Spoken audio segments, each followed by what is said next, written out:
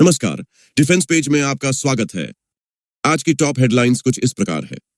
4 महीने से 12,000 फीट पर फंसा है इंडियन एयरफोर्स का Apache attack helicopter. INS Mumbai 3 चीनी वॉरशिप्स के साथ पहुंचा कोलंबो। राजस्थान में एयरफोर्स सेंटर के पास मिला अलकायदा का ट्रेनिंग कैंप। चीन पाक हमारे समंदर में नहीं लगा पाएंगे सेंध। साइक सावर ने 73,000 राइफल्स की सप्लाई के लिए मिनिस्ट्री ऑफ डिफेंस के साथ साइन किया कॉन्ट्रैक्ट।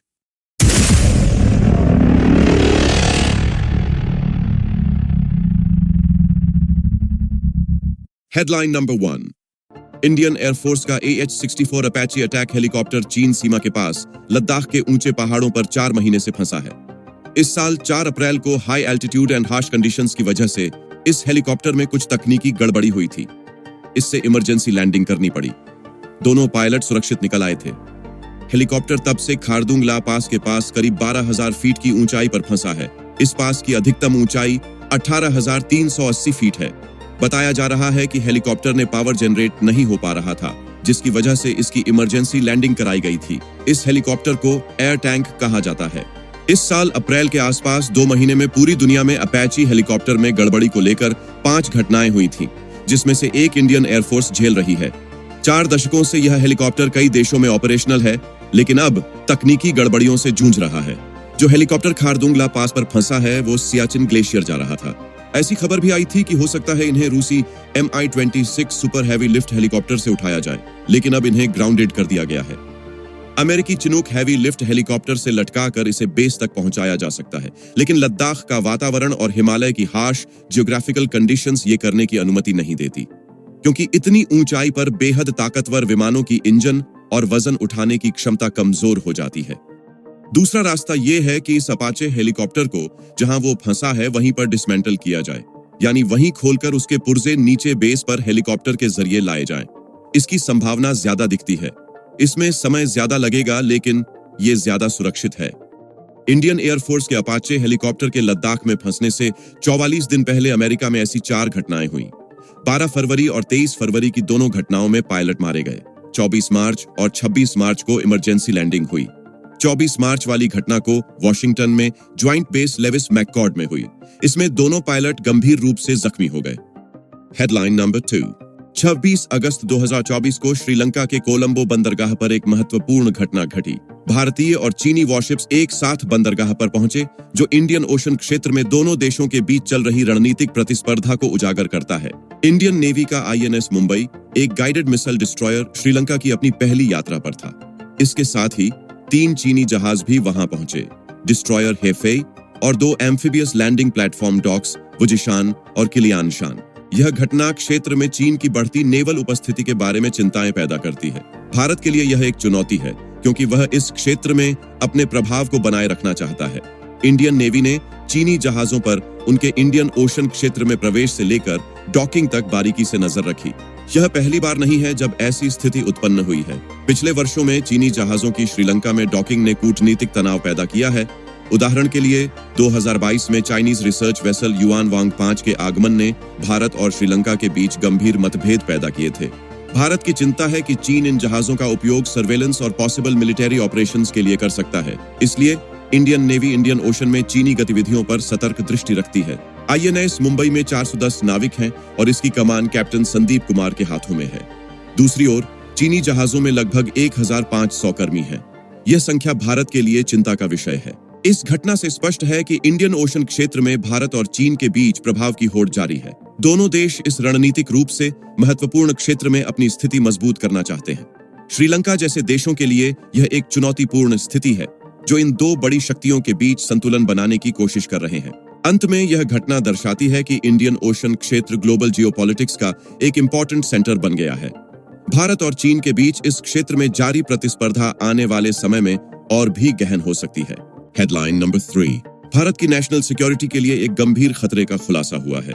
दिल्ली पुलिस के स्पेशल सेल ने भारत की सीमाओं के अंदर अलकायदा का एक ट्रेनिंग कैंप का भंडाफोड़ किया है। इस खुलासे के बाद राजस्थान के भिवाड़ी में 6 संदिग्ध आतंकवादियों को गिरफ्तार किया गया है। यह कैंप भिवाड़ी के जंगलों में स्थित था, जो इंडियन एयरफोर्स के एक महत्वपूर्ण रिसर्च सेंटर के बेहद नजदीक है। गिरफ्तार किए गए संदिग्धों के पास से वेपन्स, एम्यूनिशन, एक्सट्रीमिस्ट लिटरेचर और एक नकली AK-47 बरामद किया गया है। यह सामग्री इस बात का स्पष्ट संकेत है कि यहाँ सीरियस टेररिस्ट एक्टिविटीज चल रही थीं। खुफिया रिपोर्टों से पता चला है कि इस शिविर में आतंकवादियों को वेपनरी एंड रिकॉनेसेंस की विशेष ट्रेनिंग दी जा रही थी। यह जानकारी भविष्य में होने वाले संभावित हमलों की ओर इशारा करती है। अब खुफिया एजेंसियां इस अभियान के विस्तार का पता लगाने में जुटी हुई हैं। वे यह जानने की कोशिश कर रही हैं कि ये संदिग्ध कब से इस क्षेत्र में थे, उनकी क्या योजनाएं थीं और उन्होंने इस खास जगह को क्यों चुना। कैंप का एयरफोर्स की एक इम्पोर्टेंट जगह के इतने करीब होना नेशनल सिक्योरिटी के लिए एक बड़ा खतरा है। ये घटना भारत के सामने आतंकवाद के लगातार मौजूद खतरे को दर्शाती है। इस तरह की गतिविधियों से निपटने के लिए लगातार सतर्कता और सक्रिय कदम उठाने की जरूरत है। यह घटना मौजूदा सिक्योरिटी अरेंजमेंट्स पर सवाल खड़े करती है और एंटी टेररिज्म स्ट्रेटजीज की गहन समीक्षा की मांग करती है। भारत को अपनी नेशनल सिक्योरिटी को मजबूत करने के लिए तत्काल कदम उठाने होंगे।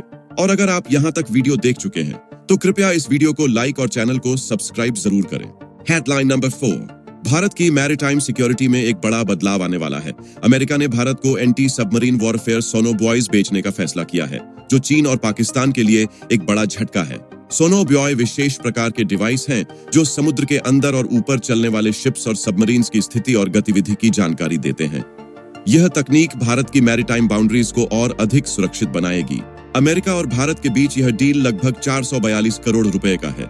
इस डील से भारत को AN/SSQ 55G, AN/SSQ 62F और AN/SSQ 36 जैसे एडवांस्ड सोनोबॉय प्राप्त होंगे। सोनोबॉय को हेलीकॉप्टर, ड्रोन या एयरक्राफ्ट से समुद्र में गिराया जाता है। ये डिवाइस पैराशूट की मदद से पानी में उतरते हैं।